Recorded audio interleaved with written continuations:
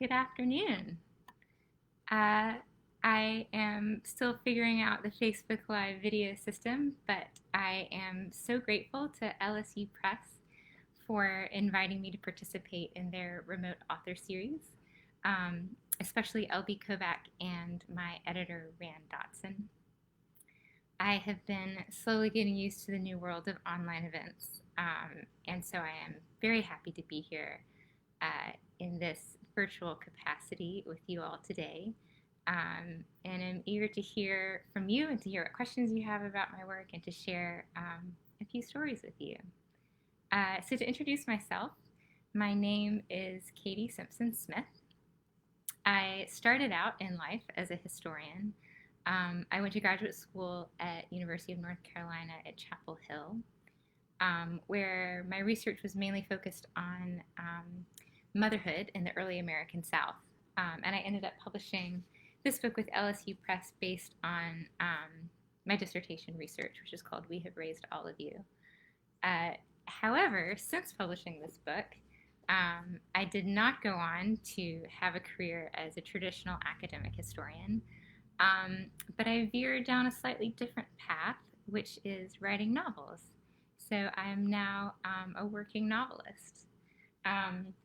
My first book was called The Story of Land and Sea, and it is set in North Carolina around the time of the American Revolution, so a similar era to when I was working in my historical work.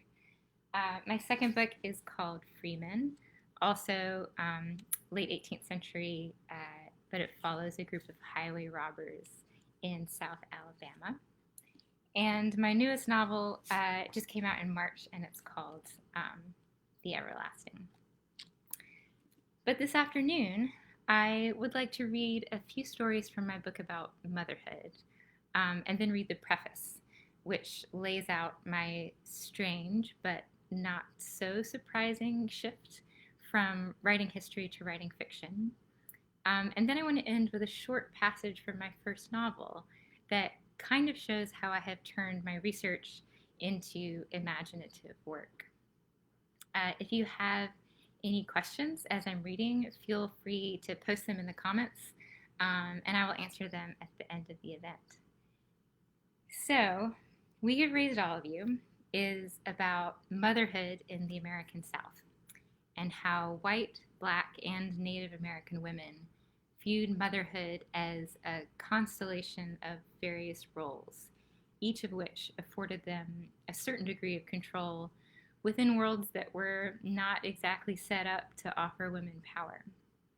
The book is broken into 18 short chapters, or what I call chaplets, that delineate the roles that mothers adopted in the raising of their children, from nurse to spiritual guide to farmer to teacher. So each of the three stories that I'm going to read show you the limitations of what we know and the richness of all that we don't know. So my first excerpt is from the chaplet called Indian Sufferers.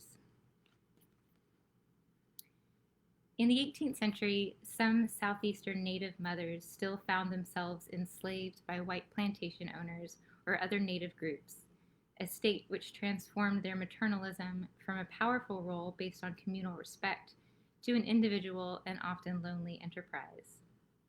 Maria, an Indian woman in South Carolina, served as a slave to Nicholas de Longmar in the early 18th century, along with her two children, Charles and Elizabeth.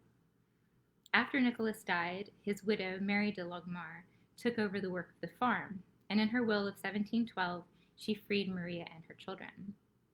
Along with their freedom, Mary granted the children, quote, 50 pounds current money for their education, and to Maria she gave 10 acres of the de Longmar farmland and, quote, a feather bed with covering. The rest of her farm Mary willed to the poor of her church. Mary's death, then, left Maria and her children relatively prosperous, with a sum of cash and a plot of rich farmland just outside of Charleston.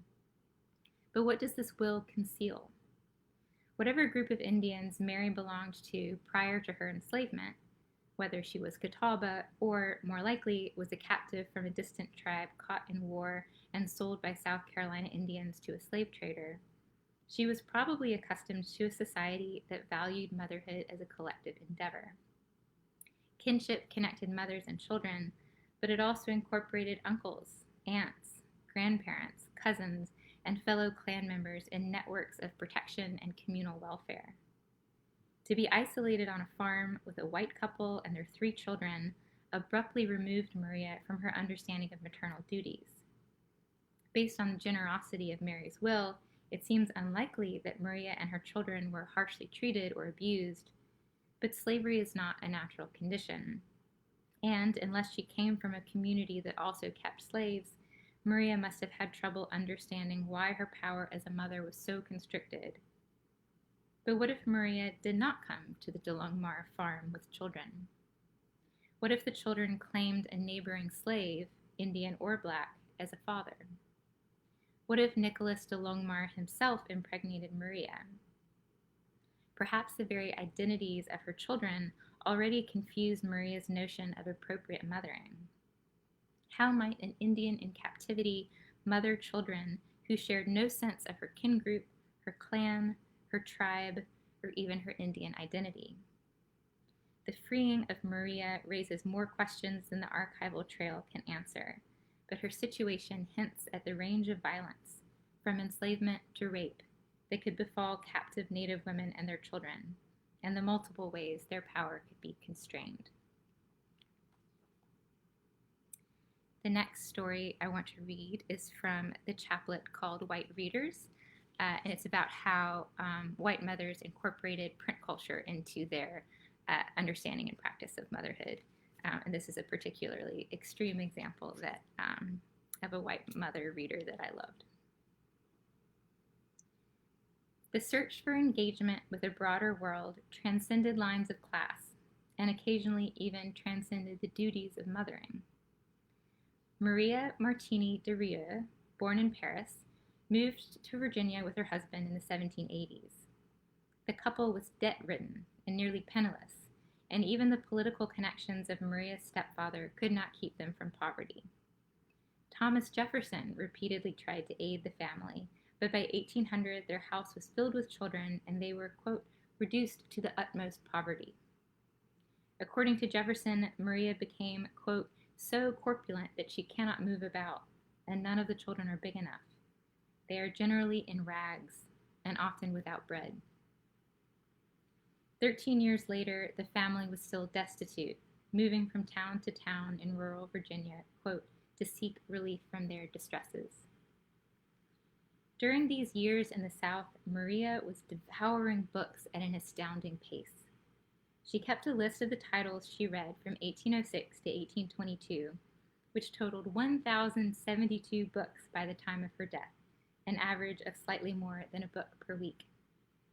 She read such popular novels as Charlotte Temple and The Vicar of Wakefield, histories of Scotland and France, biographies of Bonaparte and Washington, religious and philosophical texts, and even the children's stories of Maria Edgeworth. Was she reading these last out loud to her sons and daughters? Did she spend the family's money on this reading habit, or was she borrowing books from friends? Was she perhaps holding tightly to a last symbol of elite status, the ability and luxury to read, in the face of her deteriorating economic conditions?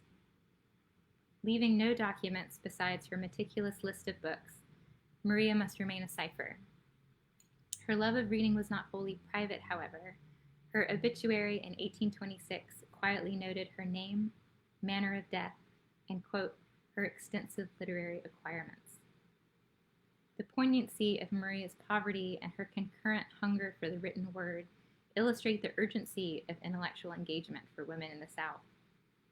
We cannot know whether she brought books into the home in a desperate effort to raise her children properly under extreme hardship, or whether she read alone. Regardless, her obsession speaks to how hard Southern women worked to incorporate reading, intellectual conversation, and the acquisition of literary knowledge into their pursuit of maternal and personal fulfillment. So one thing you can see is that these stories generate many more questions than they do answers, which to me is what makes a good story.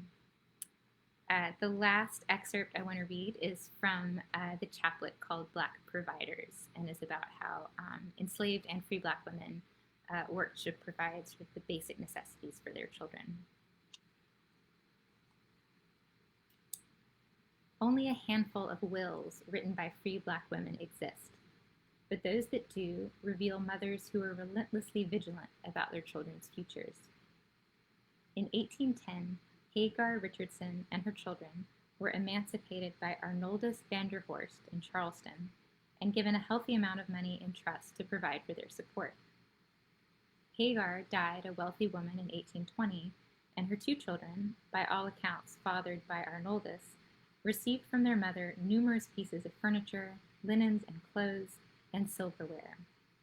Besides material goods, Peter and Eliza received housing and education from their mother's estate. Receipts abound for payments made on rent at a house on Water Street and the salaries of various teachers for the children. At the time of Hagar's death, the executors of her estate were paying taxes on $3,000 in property.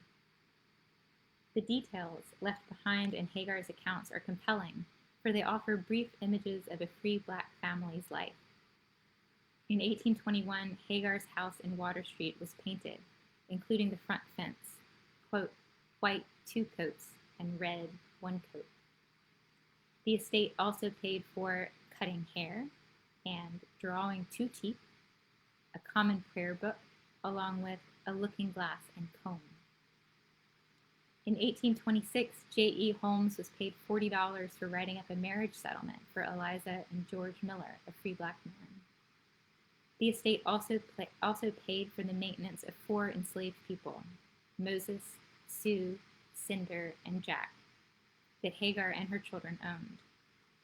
The year 1826 saw receipts for, quote, making coffin for the boy Jack, paying the clerk of the African burial ground for the interment of Jack, and 2.5 yards long lawn for a shroud. In 1827, money was spent on, quote, a midwife for Sue, a coffin for Sue's child Daniel, and a conveyance to Potter's Field. In this collection of payments, we find life and death hand in hand, the physical markers of a child's growth, spirituality and ceremony, and a newly painted red fence. We also see a mother who provided for her children in spite of their parentage, for she knew that it was their parentage that freed them, fed them, and educated them. So I think it was all the possibilities these stories opened up that led me down the dark and winding road to writing fiction. So in 2018, LSU Press kindly gave me the opportunity to write a preface to the paperback edition. And in it, I explain how history and fiction are necessary sisters. And so I'd like to read the entirety of the preface for you, because it explains better than I can do orally how my thinking evolved on this. The first historians were storytellers. A story is what happened yesterday, what happened just before the hunters or gatherers gathered around the fire to eat. Stories are how we remember. We put the past into narrative form, not a collection of facts, but a sequence of causes and effects, because this suggests a comprehensible order that we too might eventually claim. One day, our descendants will recount our exploits in this same dramatic tone. Our lives weren't a buzzing chaos after all. Storytelling divided into history and fiction when truth became more important, when civilizations required a definitive account of their evolutions and the gods were demoted to symbols. One discipline became a humanity, or is it a social science, and one became an art. By the 19th century, fiction itself was subdivided such that historical fiction became a shifty second cousin to literature, as if the majority of novels weren't written in the past tense. So now we have multiple ways to talk about the past, with varying degrees of accuracy and shifting styles of interpretation. I happen to be interested in all of them. I want to know quite literally what happened. I want to see the raw data. I want to read the letters. I want the precise dates on the tombstones. I want to know why. The psychology, the Rube Goldberg tumbling of gears and impetuses, the through line drawn across the bedlam. I also want to know what on earth, the weirdnesses, the inexplicable, the epistemological breaches in the past that no amount of careful modern analysis can cross. All the unfillable holes. One of my earliest historical memories is a visit to the Alamo. I must have been 8 or 9, and ignorant of most of the facts, I ran my hand along that yellow stone wall and felt a pulse of anguish. I thought it was the ghosts of the dead. It was most likely my own overactive sympathy. But touching what had been touched became the supreme and almost holy conduit between myself and what had come before. Later, I would put my hand on King Arthur's castle ruins at Tintagel, on the Calvary Rock where Jesus' cross was raised, on the marble mantelpiece in the bedroom where Keats died. Fingers could skip over the distance. The surviving matter was magic. That faulty, childish equation, if A touches B and B touched C, then A has touched C.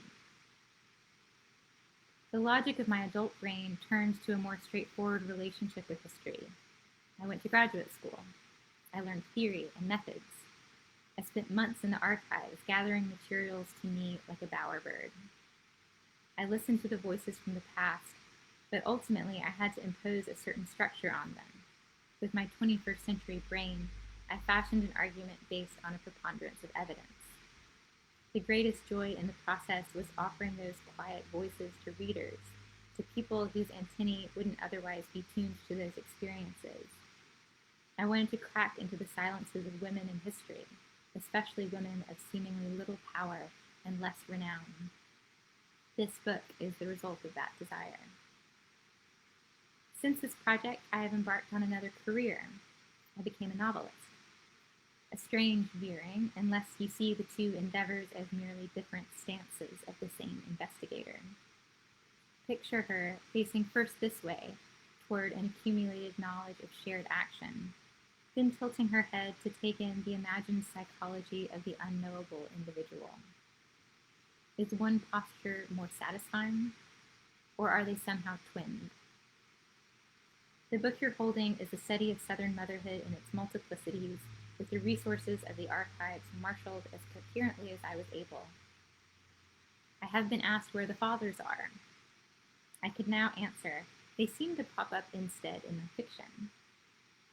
I have written 2 novels that examine how fathers in the late 18th century South approached that role, a role that, though shored up by standards of patriarchy, was never as fully mapped or choreographed as that of mothers, while my fictional mothers are on the margins for the most part, or have perished before the scene opens, like mothers in Disney films. Why? Perhaps I felt I had said what I had to say about motherhood. Fatherhood was the next frontier. One always wants to know what one doesn't know. And the amount one doesn't know as a historian, can never really know, is enough to stagger the stoutest researcher. My novels exist because this book of history exists. They squirm into all the holes I found and could not fill with fact. And what of my experiences since leaping that thin dividing river? Am I researching less? Hardly. Historical fiction tends to feel other to many writers of what we might call contemporary literary fiction because it requires a great deal of study. But it also seems to get in the way of the art of the story, as if the writer is stacking the kindling of minutiae, linens, floorings, iceboxes, in front of the narrative's door so that no character can emerge unimpeded. But this view of research is flawed. All fiction requires research, because all fiction attempts to make the imaginary seem real. For this sleight of hand, we hunt down perfect details. We figure out train speeds and weather conditions. If we have not been pregnant, we ask someone who has. We find the obscure words to describe the tools of the typographer, or taxidermist or trucker. Most writers eventually find themselves putting on the historian's hat. I'm lucky in that I had my hat already fitted. Writing this book on motherhood taught me how to examine each fact with a skeptic's eye, how to piece together competing accounts into a sturdy narrative, how to coax the Virginia archivist into letting me look at their papers despite having left all forms of identification in North Carolina. But the greatest skill the discipline of history has gifted me is an empathetic attention to human silence. More luck. I came of age in a historiographical era when people on the margins were being pulled to the center. It was no longer pardonable to exclude women or the poor or the enslaved simply because they hadn't left behind sufficient records.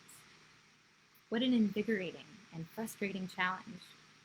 Tell a story based on this scrap. Read a Cherokee woman's intent in what a missionary fails to say. Find the bodies in unmarked graves. Writing histories of those with small or tenuous or no claims to power requires, I believe, greater empathetic and imaginative leaps. What schoolchild cannot rattle off half a dozen facts about George Washington? But look at this impoverished woman with no familial or economic resource, contemplating her squalling infant. How much can we know? How much must we invent? Historians find clues. Their interpretation is acknowledged to be subjective. Their speculation, if it comes to that, must be responsible. But imagination cannot be banished from any mode of storytelling because there is no inviolable truth caught in amber. The study of history helps me find those gaps where I could nest between the knowns and the unknowns. As a human, it is not enough to know the daily schedule of my friends, what they ate, and what they texted. I love them because I can read their fluctuations of emotion, wonder about their quiet, commiserate with their struggles, their heartbreak, their insistent knocking against the questions of the universe. So too do stories demand our best, most curious, most loving selves. In both history and fiction, the lives of others ask us not just to dumbly watch, but to witness. And witnessing is an implicating act. We are not separate from history. History is the story of human action, and we are humans, and we are acting. Nor are we separate from literature. If history tells us what we are doing, fiction holds up a mirror to all we thought was invisible. Our jealousies, our desires, our idiocy, our unwavering devotion to ideals we cannot even fully name. Stories tell us of someone else, and in no other place do we most clearly find ourselves. The past is a foreign country, L.P. Hartley wrote in The Go-Between. So is the brain of another. Our curiosity compels us to dig and to invent. We luxuriate in foreignness. We get a frisson from foreignness because it's a stirring reminder of our insignificance. Oh, that flailing feeling when we don't know the language. But the more we ascertain, through whatever truth-finding lens we use, the more we're pulled back to our essential cohesion. That feeling when a fictional character confesses to what you, the reader, assumed was your own abnormality. How reading about love or grief, even in all its alien and untried channels, never feels less than love or grief. Thus we carry the strange with us. This is all an illusion, of course. The past and the other will never be fully knowable. But it's the approaching toward knowledge, like the approaching toward faith, that makes us human and admirable.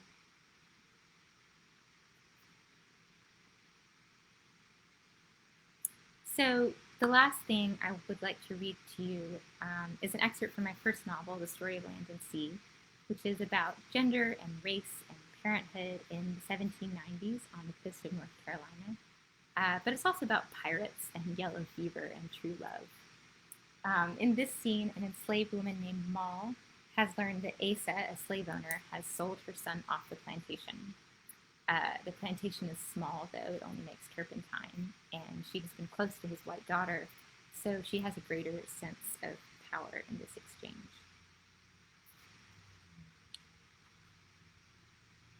Something blows through the front door with a bang, and Asa spills his soup. He rubs at the small golden spot on the cloth, licks his finger, and rubs again. Moll walks in, and before her angry skirts swirl to a halt, she points her fingers and says, "You who know better." There is a precision in this gesture he cannot avoid. He sinks an inch into his seat and wipes his mouth with his napkin, looking up at her like a schoolchild. Moll's eyes are red, her face swollen. "What price are you taking? Is this some vengeance?" "Do sit down." "I'd rather be whipped. What would your daughter say?" Asa sits again and twists one of his rings.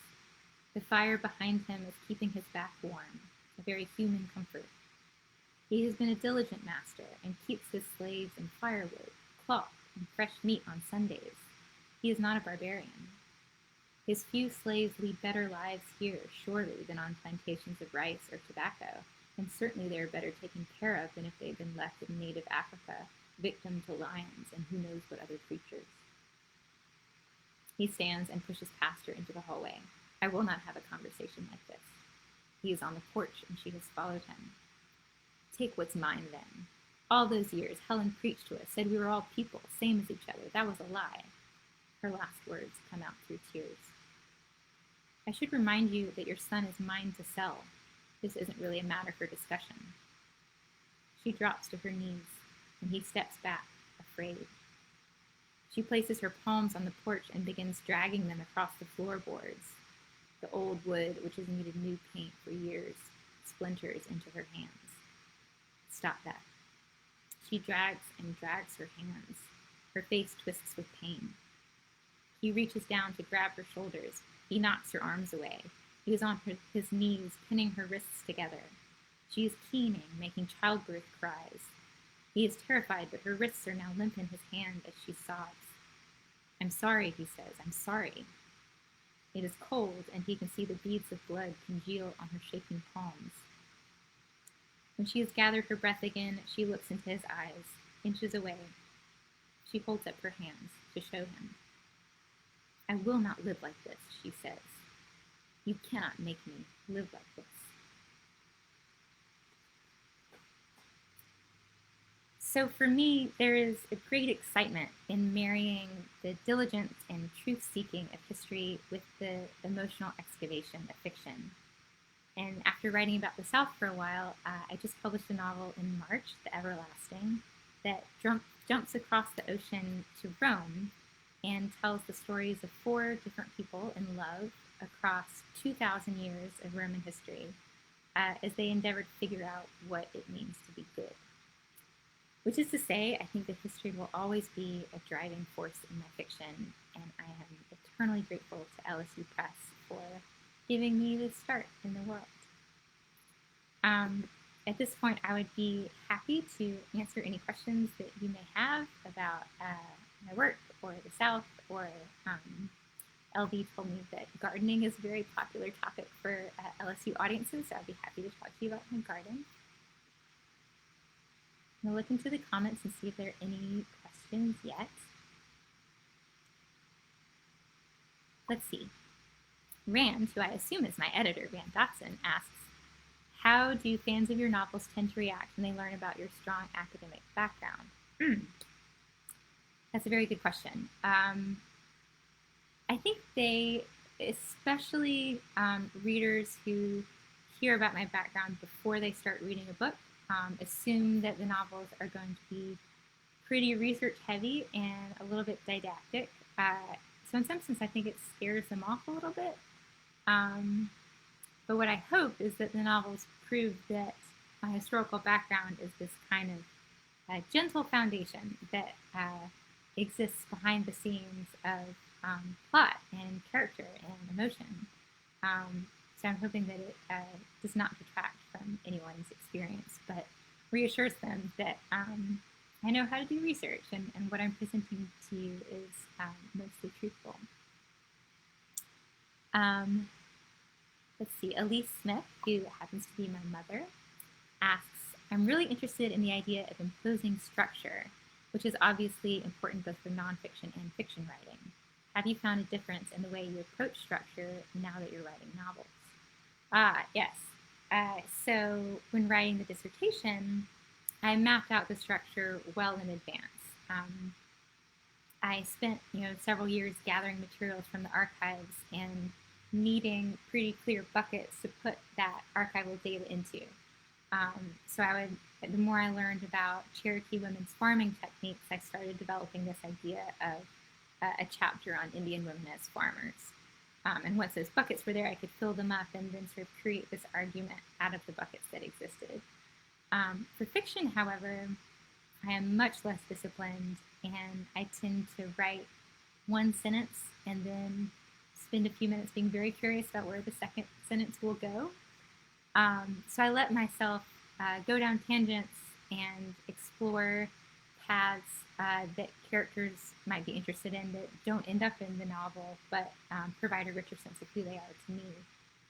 So I'm a much more sort of passive observer of character in my own novels in terms of structure, whereas I'm a much more active shaper in the structure of my nonfiction work. Judith Page asks, who are some of the historical novelists whose work you admire? There are many. Hilary Mantel, who just completed her series on Thomas Cromwell, is an obvious example. I think she has done so much remarkable work in terms of convincing large amounts of people that historical fiction can be exciting and can feel modern, even when it's set several hundred years ago. So she's just a beautiful and talented writer. I'm also a really big fan of Michael Umdacci. He wrote The English Patient and also a book about early 20th century Canada called In the Skin of a Lion that is very beautiful and that implements its research in a very effortless way. I just finished reading True Grit by Charles Portis, which I can't believe I've never read before, but it's hilarious and just nails the voice of the 14-year-old girl narrator. So I think voice is something that's so challenging in historical fiction, but if you get it right, the whole book just sings. Another example of great voice is Peter Carey's novel, The True History of the Kelly Gang, which is a sort of 19th century Western set in Australia and just has incredible characters, so I recommend that as well. Let's see. LB asks, it is interesting hearing you read your historical fiction back to back with your historical scholarship. What limitations do you see in writing nonfiction? Fiction, does one come easier or more naturally than the other? So the limitations of writing nonfiction to me, as you can see in the excerpts that I read, is that I am led down these paths of speculation that have no ends to them. I can sit and wonder about the Indian Maria on her, early 18th century farm, what that life was like, where the children came from, how she arrived there, what she felt about her enslavement, what she felt about her freedom and sort of newfound prosperity, if she ever got back to her kin group. But I can never know. And so personally as an overthinker, history can be quite frustrating to me in that respect. The benefits are that it allows you to find these nuggets of stories in the archives and to bring them to light. But the limitation is that you just can't go all the way with them. And with fiction, you can go all the way and beyond. And the challenge then in fiction is figuring out how to do that responsibly. And there's been a lot of conversation in fiction circles recently about sort of who has the authority to speak with certain voices. With some people saying, white authors should not write about Black characters. And my response to that has always been that fiction needs to be a project that involves us in everyone's lives. That to write solely from one's own perspective is the work of memoir rather than fiction, but that it has to be accompanied by responsibility, research, and a sense of duty to the stories that you're co-opting. You don't just put on a Black character's hat and walk into a narrative and expect your job to be done. And so I think that's where history has so much to offer fiction writers if they were willing to do the work. to take up that charge, and I think many of them are. Right, I think that's a wonderful place to end the conversation. But feel free to reach out to me personally if you have any additional questions or comments. And it was a real treat being with all of you here today. So thank you for listening, and have a wonderful hot July afternoon.